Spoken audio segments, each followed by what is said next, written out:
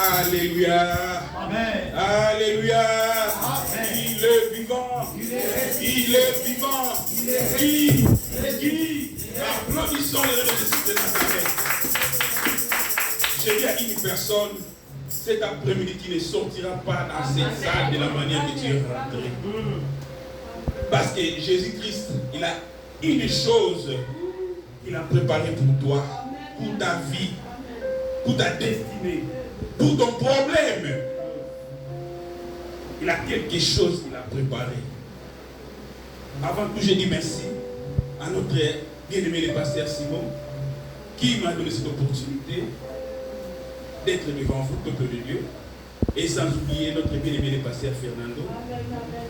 Et je ne peux pas aussi vous oublier parce que vous avez fait des déplacements. Et le Seigneur Dieu puisse vous bénir. Je dis seulement à une personne, soyez prudents. Le Seigneur, il est là. Le Seigneur, il est là. Il veut localiser une personne. Il veut faire quelque chose dans ta vie.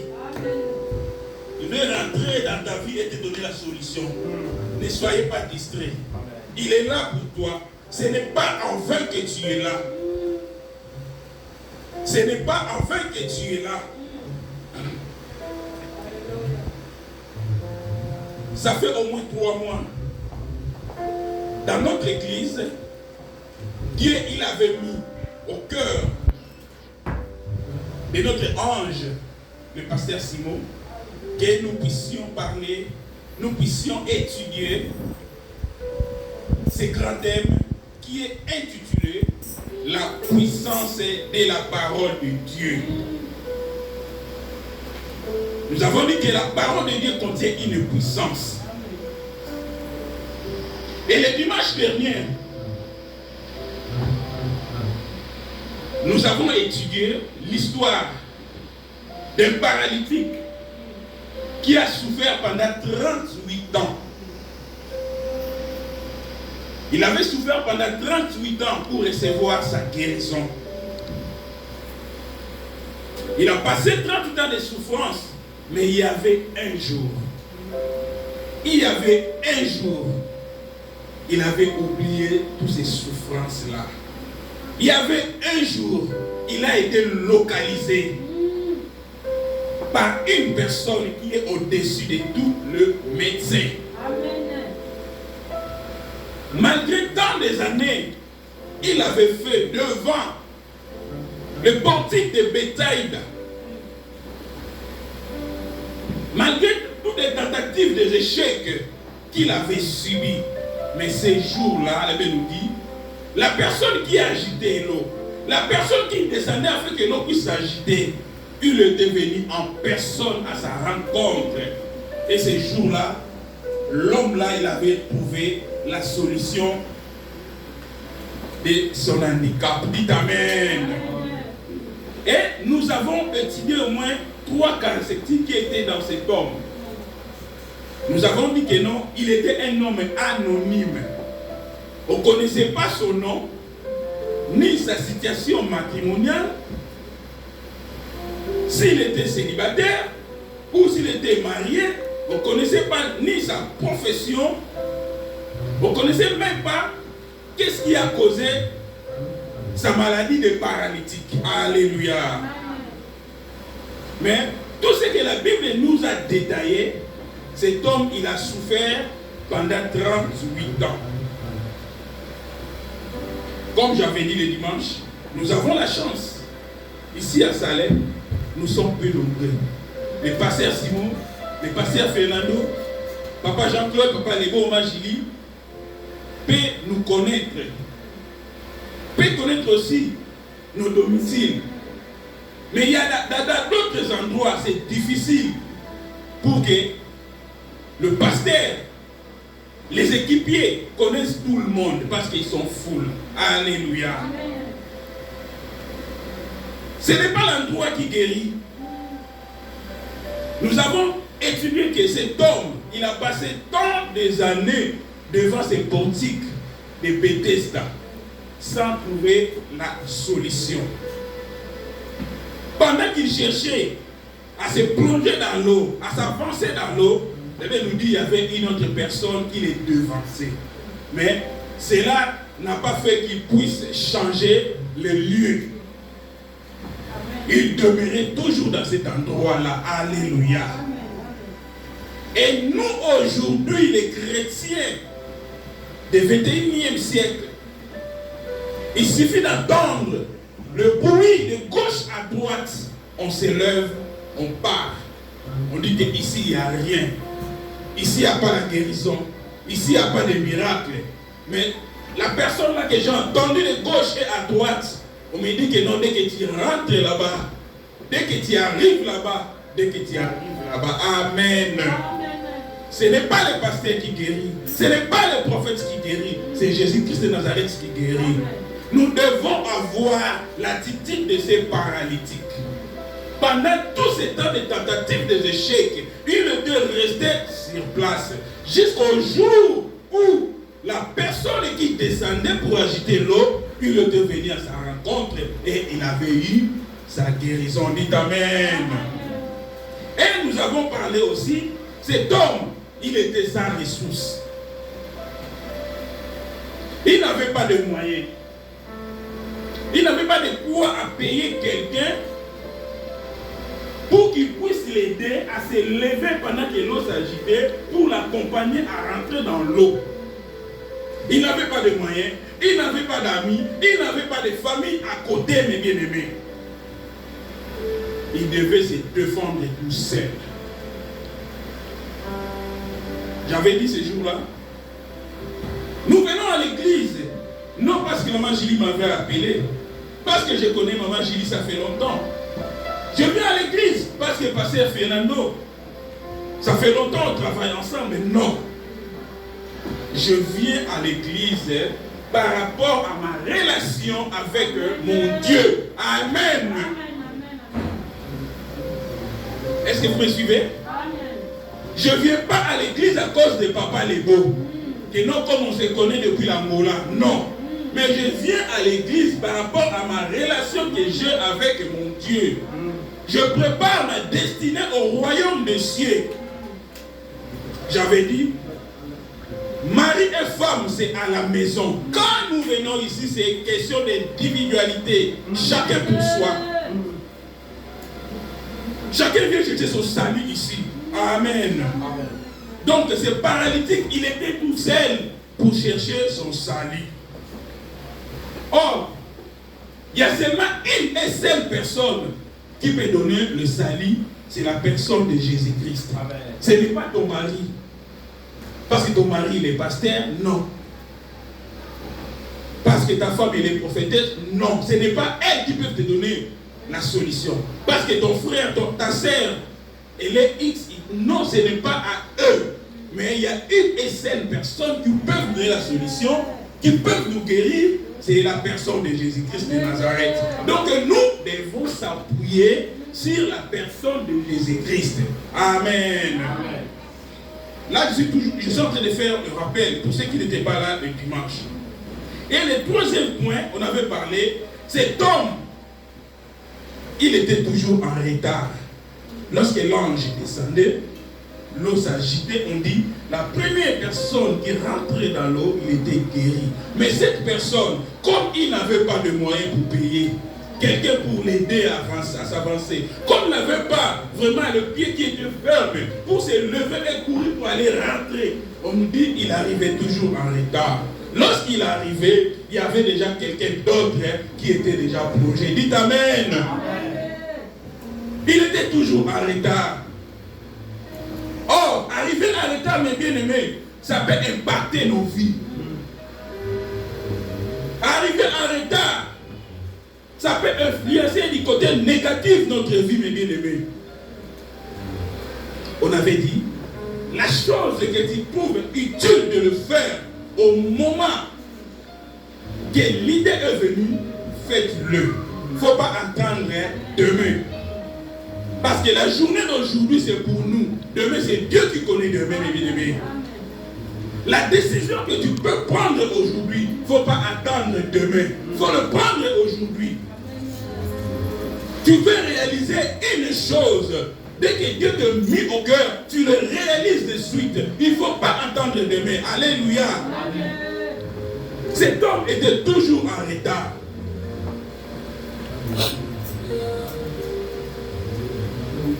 Mais je vais te dire une chose. Il y a seulement une et seule personne dans nos vies qui n'arrive pas en retard. C'est la personne de Jésus-Christ de Nazareth. Lui, il arrive au bon moment.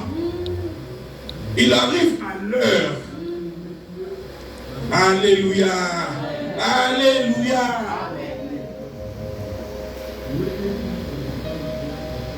Et aujourd'hui, nous allons parler de notre histoire. On dit, la personne là, l'handicapé là, il était toujours en retard. Mais l'histoire d'aujourd'hui, c'est quoi? Il y avait dans une famille, leur frère, il était malade. Pendant qu'ils ont envoyé des gens pour aller dire à Jésus de venir, que son ami est malade, pour eux, ils pensaient que non, Jésus-Christ, il était venu en retard. Or, lui là, il n'arrive jamais en retard.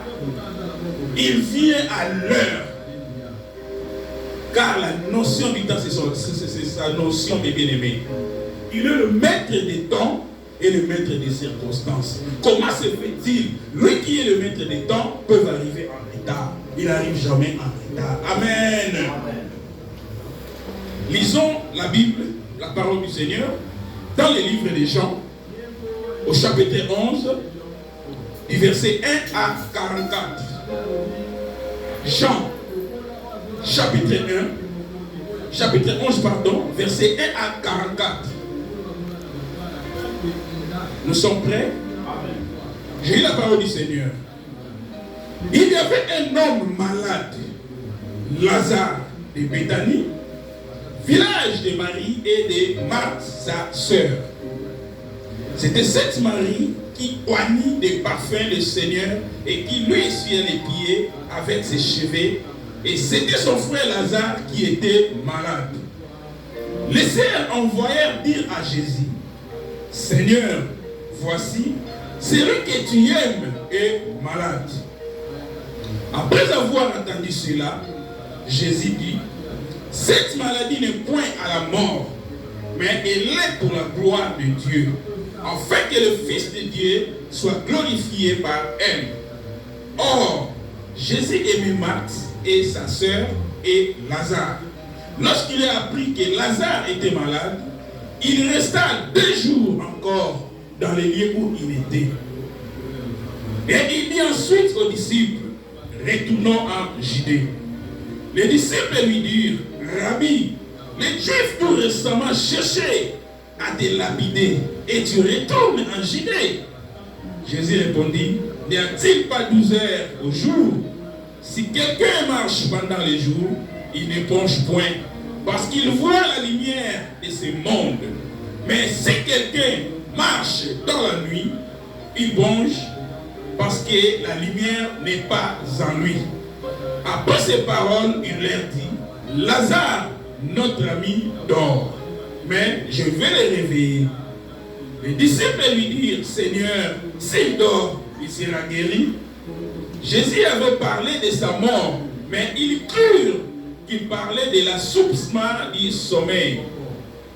Alors Jésus leur dit, ouvertement, Lazare est mort. Et à cause de vous, afin que vous croyiez, je me réjouis de ce que je n'étais pas là. Mais allons vers lui. Sur quoi Thomas, appelé Didyme, dit aux autres disciples, allons aussi, afin de mourir avec lui. Jésus étant arrivé, trouva que Lazare était déjà depuis 4 jours dans les sépulcres. Et comme Béthanie était près de Jérusalem, à 15 stades d'environ, beaucoup de Juifs étaient venus vers Marthe et Marie pour les consoler de la mort de leur frère. Lorsque Marthe apprit que Jésus arrivait, elle alla au-devant de lui, tandis que Marie se tenait assise à la maison. Marthe dit à Jésus, Seigneur, Si tu avais été ici, mon frère ne serait pas mort.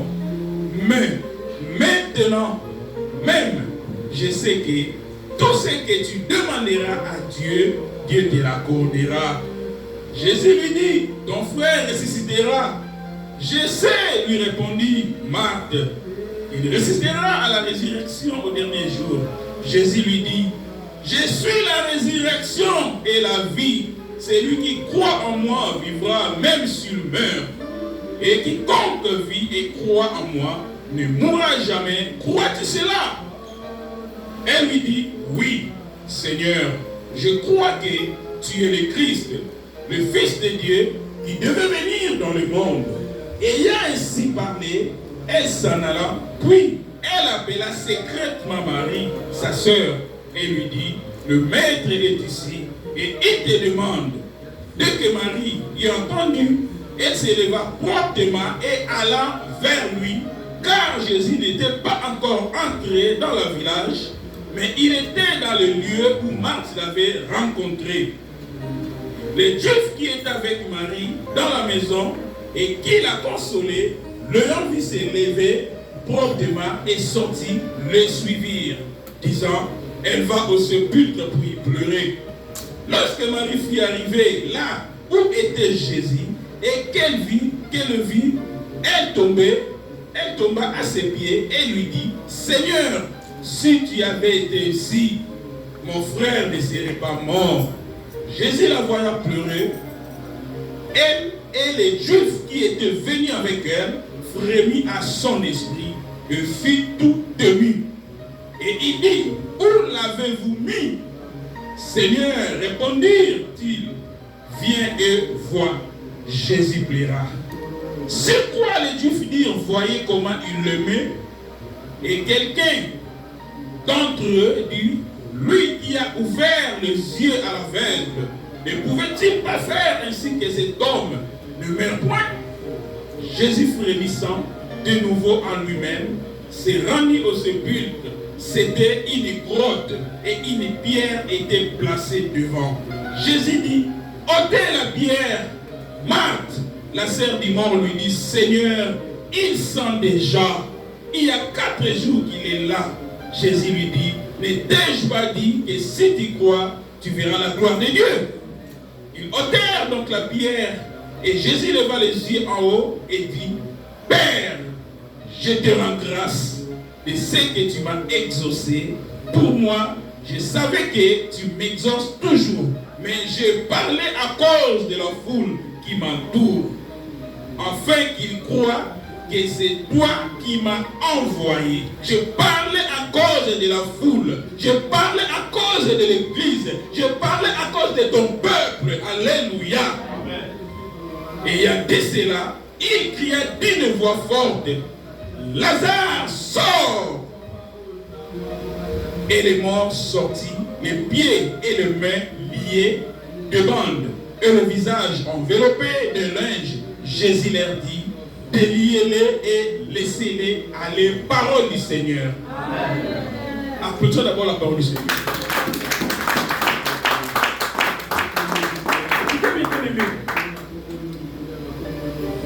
Ici, on nous parle d'un homme. Cet homme, il avait un problème.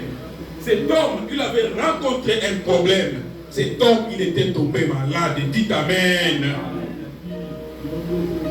Et ses sœurs, lorsqu'ils ont vu que leur frère, il est tombé malade, ils ont eu une bonne initiative. Au lieu de courir à gauche et à droite, au lieu de regarder au nord, sud, est et ouest, au lieu d'aller chercher les marabouts, ils ont eu l'initiative d'envoyer les gens d'aller annoncer à Jésus que la personne que tu aimais, ton ami Lazare, qui est notre frère, pendant que toi tu es là-bas, ici il est malade. Dites Amen.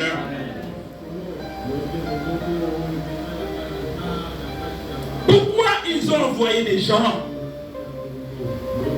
Parce qu'ils connaissaient de quoi Jésus-Christ il était capable. Elles avaient confiance en Jésus-Christ. Mais aujourd'hui, nous les enfants de Dieu, aujourd'hui, nous les chrétiens, par rapport aux situations qui nous encablent, par rapport aux problèmes qui nous entourent, au lieu de s'appuyer à Dieu, au lieu de regarder la croix, là où Christ il a pris toutes nos situations en main, là où Christ il nous a donné la victoire, nous parcourons de gauche à droite pour aller chercher des solutions de gauche à droite.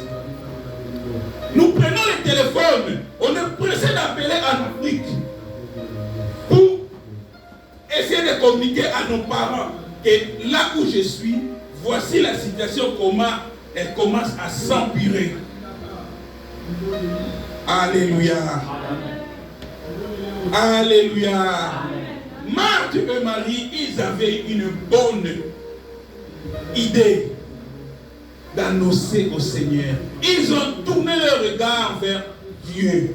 Ils ont envoyé des gens aller dire, aller appeler, aller leur dire que son ami il est malade.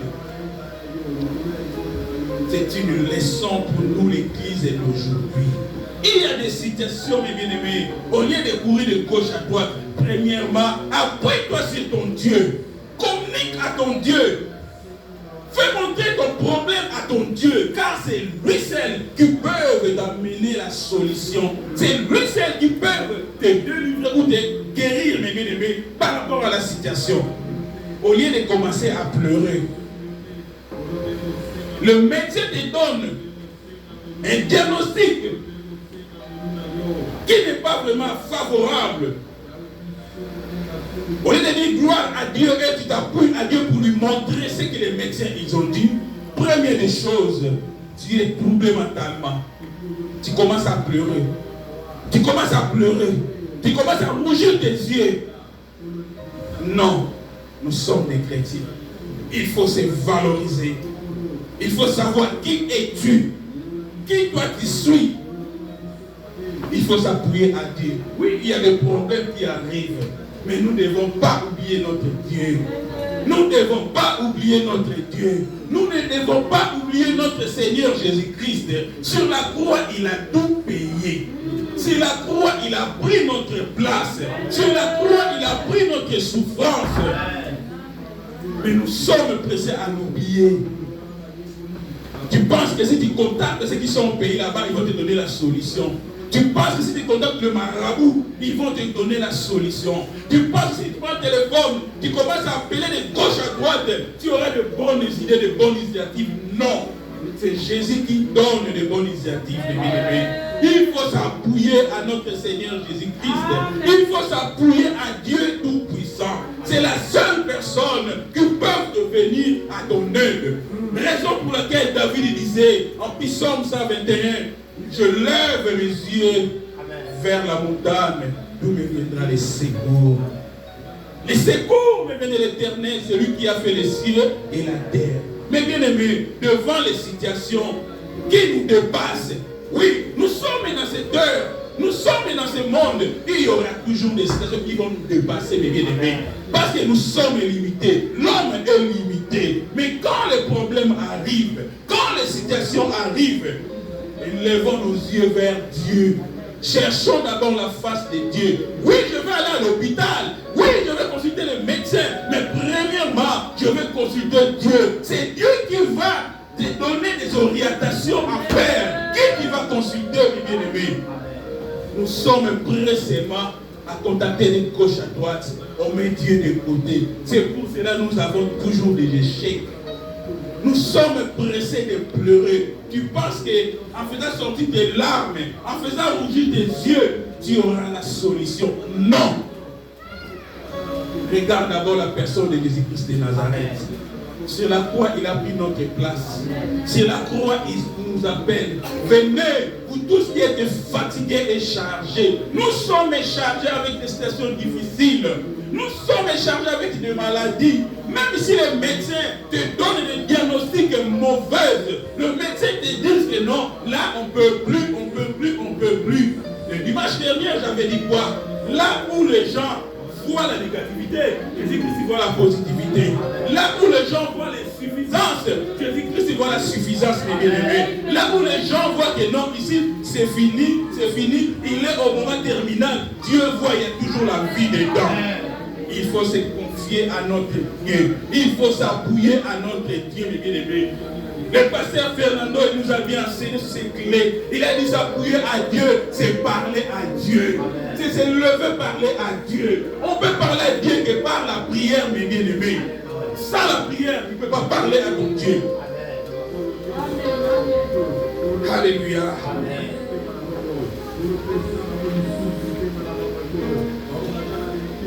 Parler à Dieu, mes bien-aimés. S'appuyer à Dieu, c'est parler de ta situation que tu es en train de traverser.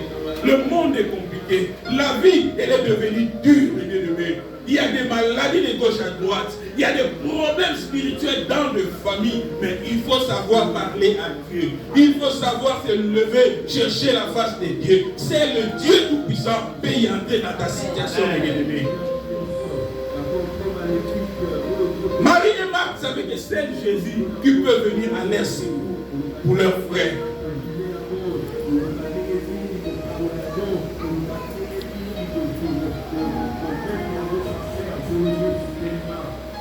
Jésus, il a attendu la nouvelle. Il a attendu la nouvelle que ton ami que tu aimes beaucoup, il est malade. On nous dit qu'il a passé encore 2 jours. Et il dit aux disciples qui étaient autour de lui, cette maladie n'est pas pour la mort, mais il est pour la gloire de Dieu. Ta situation que tu es en train de passer, mes bien-aimés, ce n'est pas pour la mort, c'est pour la gloire de Dieu. La gloire de Dieu, mes bien-aimés, c'est ça que nous disons, la puissance de la parole de Dieu. Quand Dieu va te visiter, à travers sa parole, c'est par là que tu verras la gloire de Dieu se manifester dans ta vie. On nous dit Jésus, il a passé encore 2 jours. Il a passé encore 2 jours. Il dit cette maladie, non, il ne va pas l'amener à la mort. Mais combien de chrétiens ils se lamentent à cause d'une petite durée de la souffrance. Tu ne sais pas qu'est-ce que le Seigneur il est en train de préparer pour ta vie, pour ton problème, pour ta situation. Au lieu de se lamenter, toi ton problème, attache-toi toujours à lui. Amen. Le problème de temps ne te regarde pas, c'est à lui. Toi tu t'appuies toujours. Il est là, c'est lui qui sera toujours ton soutien. Avant qu'il puisse venir pour mettre sa main, il est toujours là. Pour toi qui vois que la maladie continue, pour toi qui vois que la situation difficile continue, mais le Seigneur, il est en train d'opérer dans l'ombre, mes bien-aimés.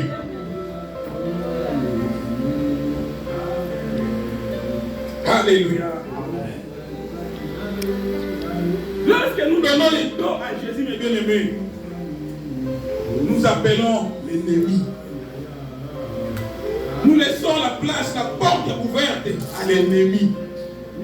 C'est pour cela, devant les situations, fais d'abord premièrement appel à Jésus. Essaye d'expliquer ta situation à Jésus. C'est Jésus qui peut te donner les orientations.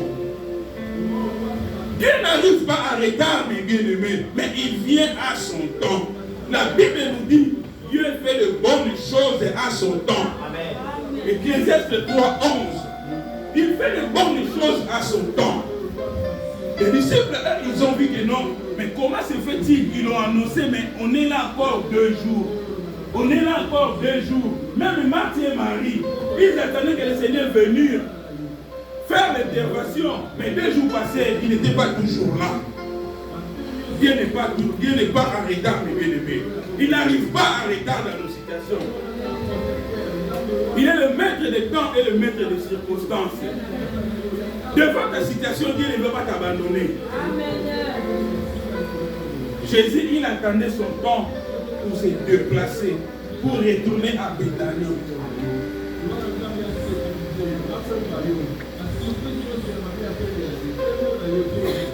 Jésus répondit, y a-t-il pas, au verset 8, les disciples lui disent, Rabbi, les Juifs tout récemment cherchaient à te lapider. Et tu retournes encore en Judée. Jésus répondit, n'y a-t-il pas 12 heures au jour? Si quelqu'un marche pendant le jour, il ne bronche point parce qu'il voit la lumière de ce monde. Mais si quelqu'un marche pendant la nuit, il bronche parce que la lumière n'est pas en lui. Marcher pendant le jour, mes bien-aimés, c'est marcher par rapport à la parole de Dieu. Car la parole de Dieu est la lumière du monde. Or, la lumière, c'est quoi? C'est la parole. La parole, c'est quoi? C'est Jésus-Christ. Alléluia. Marcher pendant le jour, c'est marcher avec Jésus-Christ de Nazareth.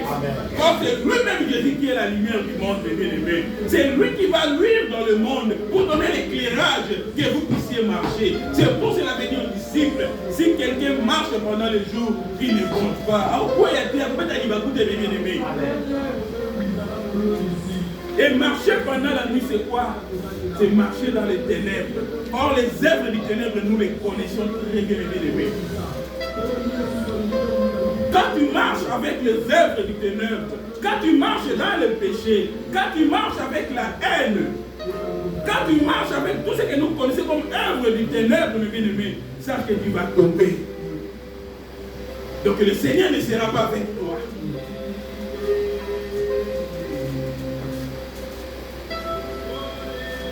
Je vais dire à une personne, pour expérimenter la puissance qui se trouve dans la parole du Seigneur, tu dois marcher dans la lumière.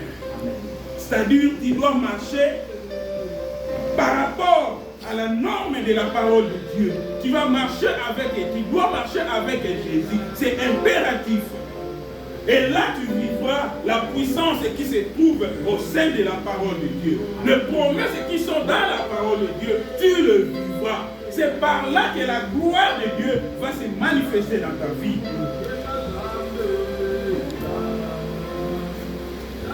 Quelle que soit la situation qui dérange ta vie, quelle que soit la maladie qui dérange ta santé, quel que soit le problème spirituel que tu peux y en avoir, je te dis, marche toujours par rapport à la parole de Dieu. Marche toujours de pair avec Jésus-Christ. Laisse Jésus-Christ te conduire, te guider. Et tu verras la main de l'Éternel sur toi. Et tu verras la puissance de la parole de Dieu se manifester dans ta vie. Et tu vivras la main de Dieu sur toi. Et la gloire de Dieu va resplendir dans ta vie.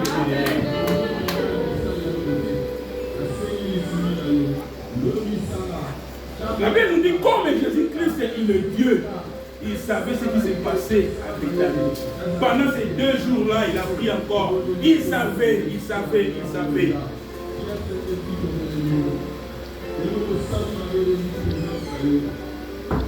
Mais il voulait calmer ses disciples. Il ne voulait pas que ses disciples puissent paniquer. Amen. Amen.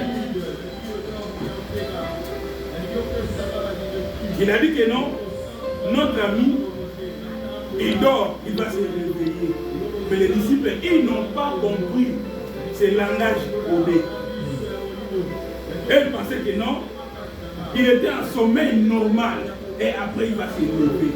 Un moment, il a dit ouvertement, il est mort, mais il va se lever. Amen. Il y a des fois notre Seigneur Jésus-Christ, comme il nous aime, il nous parle avec des langages codés. Jésus lui-même, mes bien-aimés, il s'est réjoui de son absence à Béthanie. Parce que s'il était présent à Béthanie pendant cette maladie, pendant cette période de la maladie, peut-être la gloire de Dieu ne pouvait pas se manifester. Mais il se réjouissait parce qu'il était absent. Lazare, il est tombé malade.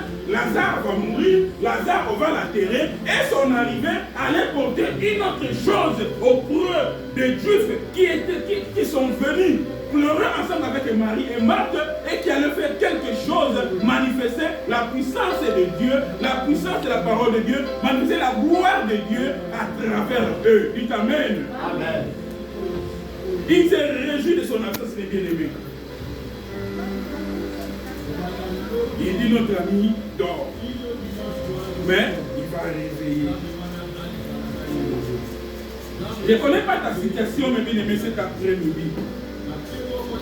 Je ne connais pas ce que tu es en train de traverser dans ta vie cet après-midi. Ce que tu es en train de traverser dans ton foyer cet après-midi. Mais le Seigneur Jésus-Christ, il vient à ton rencontre. Il te voit que ta situation est en train de dormir. Mais dès que lui va arriver, il va le faire réveiller. Il va le faire réveiller, mes bien-aimés. Arrêtez de pleurer. Arrêtez de penser beaucoup. Arrêtez de se lamenter. Jésus-Christ, il vient à ton secours. Amen. Jésus-Christ, il vient à ton secours. Jésus-Christ, il vient à ton secours. Amen. Malgré ta situation-là, il le voit. Il ne t'a pas oublié. Mais il vient à ton secours. Il vient à ton secours, mes bien-aimés. Pour lui, il voit que ta situation est en train de dormir. Mais dès que lui-même va arriver, il va le faire réveiller. La maladie, les problèmes familiales. Papa, c'est mon kilo.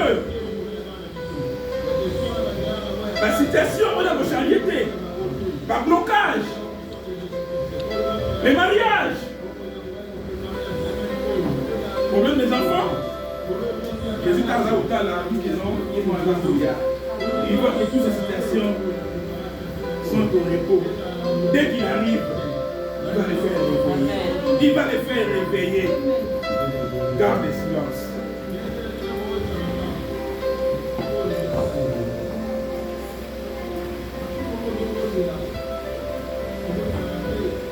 Il y a des situations, mes bien-aimés, qui arrivent dans nos vies.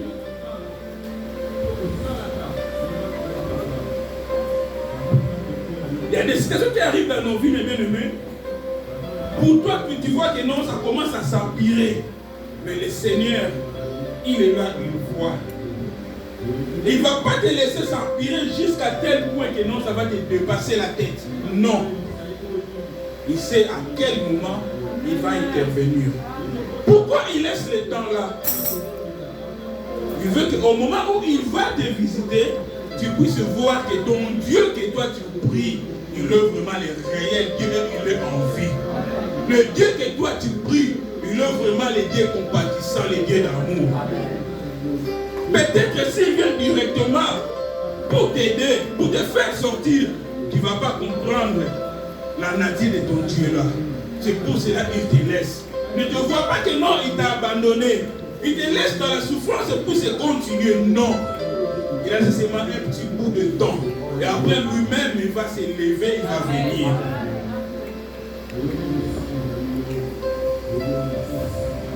Nous devons admirer la puissance qui est dans la parole de Dieu, mes bien-aimés. Cet après-midi, il est à côté, il arrive. Non, pas à côté, il est là. Il est à ton côté là. Il est à côté de toi, mes bien-aimés. Il veut te secourir. Il veut rentrer dans ta situation. Il veut réveiller la situation là qui est en train de te déranger, qui dort. Il veut le ressusciter. Il va le faire réveiller, mes bien-aimés. Mais sois prêt et prête.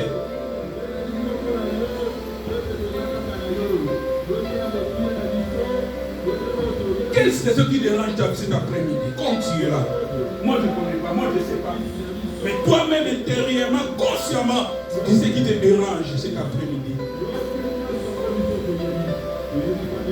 Quel problème tu as cet après-midi, mes bien-aimés? Christ il est à côté de toi. Marie et Marc vous ont envoyé des gens aller dire à Jésus. Jésus il est à côté de toi, mes bien-aimés. Quelle est ta situation cet après-midi? Qu'est-ce qui te préoccupe, mes bien-aimés?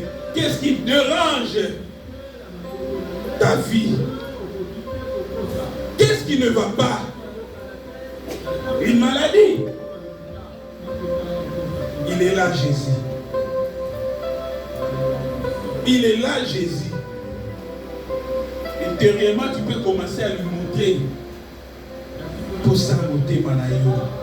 Tu peux commencer, avant qu'on puisse prier, tu peux commencer à lui dire ce qui te dérange dans ta vie.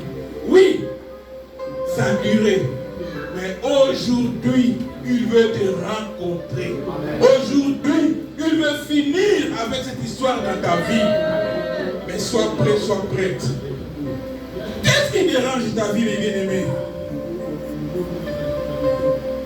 L'homme de Galilée, il est là cet après-midi. Il est venu à ta rencontre. Il y a consolation et consolation. Les Juifs, ils sont venus pour consoler Marie et Marthe parce qu'ils avaient perdu le leur. Mais leur consolation ne pouvait pas ramener Lazare à la vie. Leur consolation ne pouvait même pas ramener Lazare à la vie. Et même aussi le pleureux. Mais il y a seulement une seule consolation qui peut ramener à la vie, la consolation qui vient du Seigneur. Qui peut donner du courage, qui peut donner la vie, c'est la consolation qui vient du Seigneur, mes bien-aimés.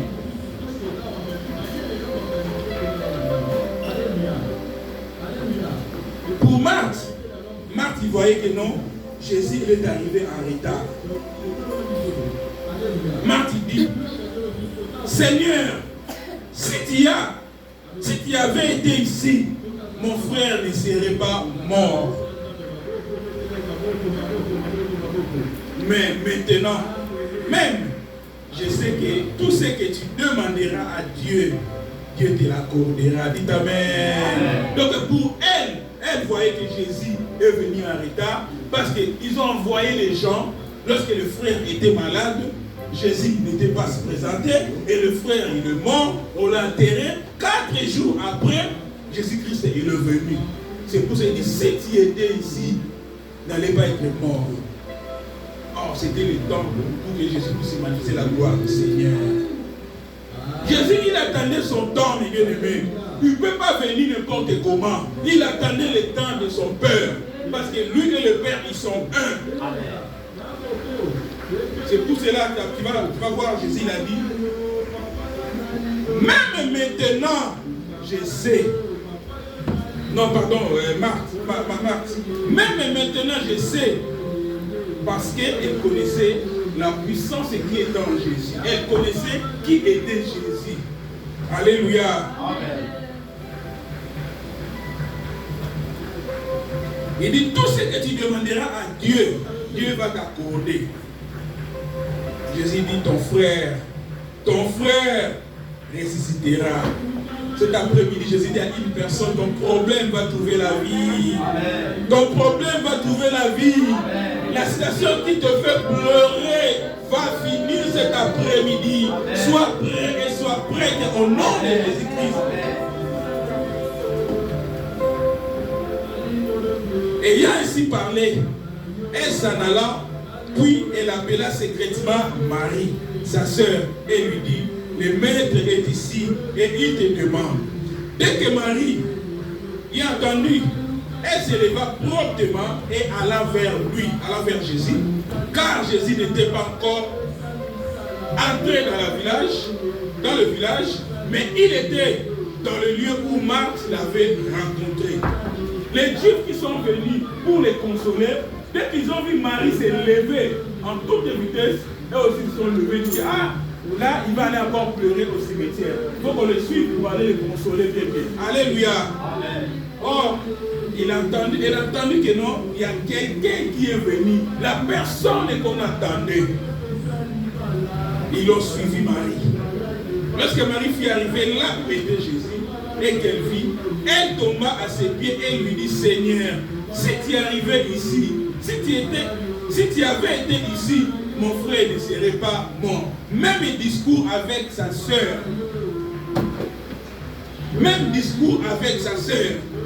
Pour eux, elle pensait que non, Christ est venu en retard.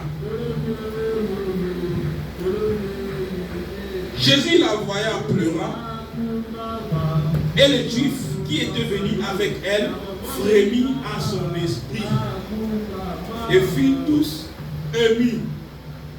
Seigneur, lui répondit-il, viens et vois. Pardon, Jésus leur demanda, où l'avez-vous mis? Seigneur, lui répondit-il, viens et vois. Jésus fait quoi? Jésus il Oui, il était homme, en nature et en chair. Il a eu la compassion parce que c'était son ami qui était décédé. Et arrivé sur le lieu, sur la tombe, on lui a montré la tombe là où on avait enterré son ami. C'est pour cela qu'il avait pleuré.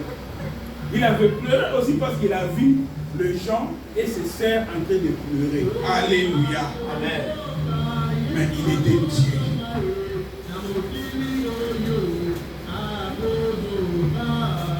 Et quelques-uns d'entre eux dirent, lui qui a ouvert les yeux de l'aveugle, ne pouvait-il pas faire quelque chose? Aussi que cet homme ne meurt point. Jésus frémissant de nouveau en lui-même et rendit au sépulcre. C'était une crotte et une pierre qui étaient placées devant.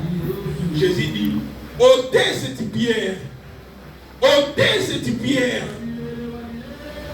Marthe, la sœur du mort, lui dit, Seigneur, il sent déjà car il y a 4 jours, il est là. Mais bien aimé, Jésus, il veut faire quelque chose dans ta vie. Mais quand il te regarde, il voit, il y a quelque chose qui peut empêcher que la main de Dieu puisse opérer dans ta vie. Quand il te regarde, il voit quelque chose qui empêche la puissance de la parole de Dieu de se manifester en toi par rapport à ta situation. Voilà la raison pour laquelle il dit, ôtez cette pierre. Nous devons ôter ce qui empêche le Seigneur Jésus-Christ d'opérer dans notre vie. Nous devons ôter la vie de péché. Nous devons ôter la vie d'adultère. Nous devons ôter tout ce qui ne donne pas gloire à Dieu. Nous devons ôter tout ce qui peut être les œuvres du ténèbre, les œuvres de la chair, afin de permettre le libre accès à Jésus-Christ, qu'il fasse quelque chose dans notre vie, bien aimé.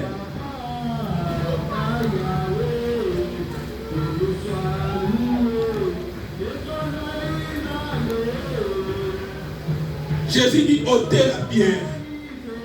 Marthe, la sœur du mort, lui dit, Seigneur, il sent déjà, car il y a 4 jours qu'il est là. J'ai dit à une personne, Lazare, il était malade. Lazare, il était mort. Il était enterré. Il était déjà décomposé. Il sentait. Mais pour toi, tu n'es pas encore mort. Personne ne m'a entendu. Pour toi, tu n'es pas encore mort. On ne t'a pas encore enterré. Tu n'es pas encore décomposé. Jésus, il est là. Il dit seulement, ôte la pierre qui lui empêche de passer pour te toucher. Comme tu es là, toi-même tu connais, la pierre là dans ta vie, c'est quoi? Pierre, voilà quelque chose à la soutien, mon collègue, quelconque. Vous appuyez à la quelconque, on s'appuie, tu ne même pas à Jésus-Christ. Pour ta situation là, tu t'appuies seulement à une personne.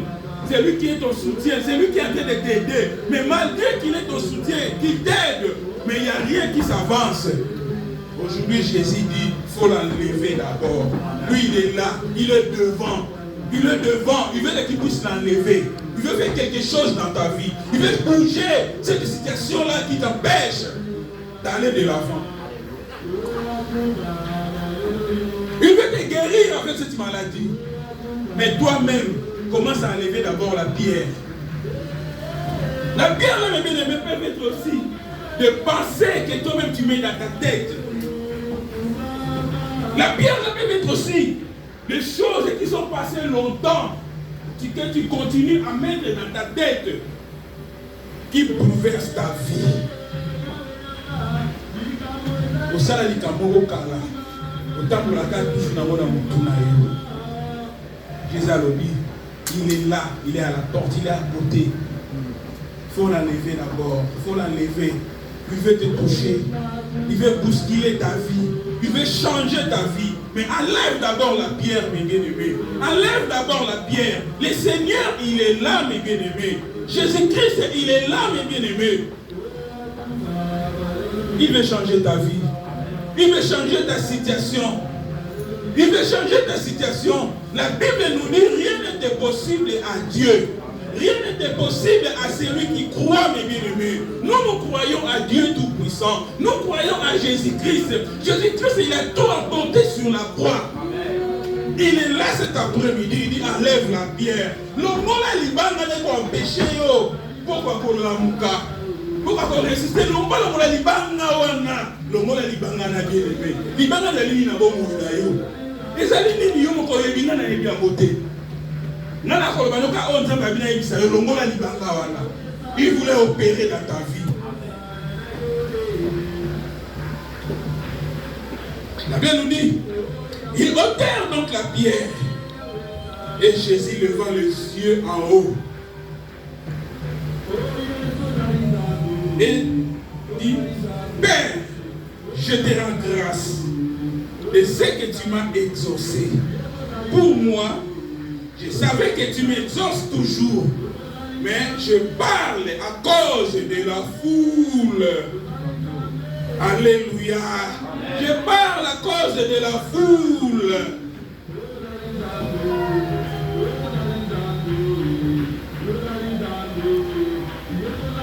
La foule qui m'entoure, afin qu'ils croient que c'est toi qui m'as envoyé. Alléluia. Alléluia. Il faut que le monde sache que non, nous avons un Dieu puissant. Il faut que les gens sachent que nous avons un Jésus qui est ressuscité de mort. Un Jésus qui est le chemin, qui est la vie et qui est la vérité.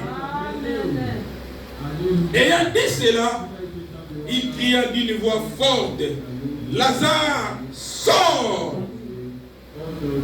La Bible nous dit, et les morts sortis, le pied et les mains liés de bandes. La puissance de la parole de Dieu. Il a prononcé, Lazare, sors! Du coup, ma belle est Sandy Lazare. Ma belle est Sandy Lazare. Cet après-midi, les Kambonayo, et Kosanzama. Cet après-midi, situation Nayo, mes bien-aimés, et Kosanzama. Tu vas récupérer ce que tu as perdu, mes bien-aimés. Ce que tu n'arrives pas, tu vas le prendre aujourd'hui. Mais sois prêt. Enlève seulement la pierre. Enlève seulement la pierre. Et les mots sortis, les pieds et les mains liés de bandes, et le visage enveloppé de linge. Jésus leur dit, déliez-les et laissez-les aller. Oui, il y a des situations. Dieu, il t'a visité. Jésus-Christ, il a opéré. Mais il y a des situations, ça demande à rentrer encore dans le profondeur des bien-aimés. Il faut passer dans la délivrance. Il était ressuscité, mais il était toujours lié. Il était ressuscité, il était toujours bandé. Son visage enveloppé. Pour qu'il puisse marcher, pour que Jésus puisse le laisser partir, il aurait fallu qu'on puisse couper le linge qu'il a lié. Les bandeaux qui étaient dans son visage. Alléluia. Alléluia. J'ai dit à une personne, faites confiance à vos responsables. Faites confiance à vos pasteurs. Jésus n'est pas dehors. Il est ici. Comme ce paralytique de Bethsaïda. Il demeurait longtemps auprès de ces saints portiques. Jusqu'au jour où Jésus-Christ l'avait rencontré. Il n'a pas dit que non. À cause de plusieurs tentatives d'échecs, je vais changer, tourner de gauche, tourner à droite, parce que j'ai entendu amener là-bas, il y a quelqu'un qui est sorti là-bas, parce que j'ai entendu à Nemou, quelqu'un est sorti là-bas, il y a une prophétesse, il y a un prophète, il y a X, il y a Y qui est sorti là-bas, je vais y aller. Non. Malgré tout un type d'échec, il était resté là. Faites confiance à vos serviteurs. Faites confiance à vos serviteurs. Ça ne sert à rien d'aller de gauche à droite. Confie-toi à ton Dieu. Enlève seulement la pierre qui t'empêche d'être touché par Jésus. Confie-toi au Seigneur, mes bien-aimés. Approche-toi auprès de Dieu. Devant les situations, il faut consulter est ton Dieu, mes bien-aimés. Il est là. Il est là. Il est le véritable et le vrai Dieu. Et il va opérer.